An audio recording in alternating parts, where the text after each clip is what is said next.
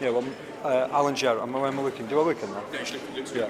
Alan Gerard, I'm the organiser of the debate. And what did you make of tonight? As expected, or? Yeah, pretty much so. I think that pretty much it was a reasoned debate. You know, we had a fairly wide breadth of viewpoints, you know, from left and right. Edwina Currie came along, which was very good because it could have been pretty much a left-wing sort of slagging off of like the Thatcher government, you know, which was one scenario that was in the back of my mind. But Edwina Currie, you know, put up a good display, so that was quite good. And it was good that we moved on into other issues as well, like, you know, the forthcoming election as well. So I was quite pleased that it didn't just stick, you know, into the past. You know, it did move forward. So what did you make of the audience?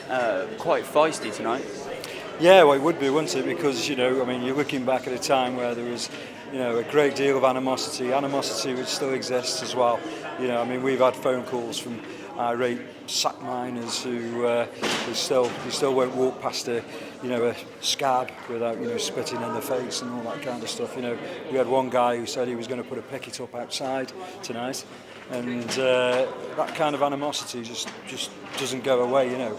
And I think there's a reason why the term, you know, scab and filth exists, and it's nothing to do with workers themselves. It's the people in power who abuse the trust, you know. And those are the issues we wanted to get at tonight, really, to see exactly who was to blame for what went wrong, you know. And where did the idea from this debate come from? What was that based on, and who was mainly involved with that? Well, it's basically my wife and mine, our idea, really. You know, there haven't been many other inputs, really.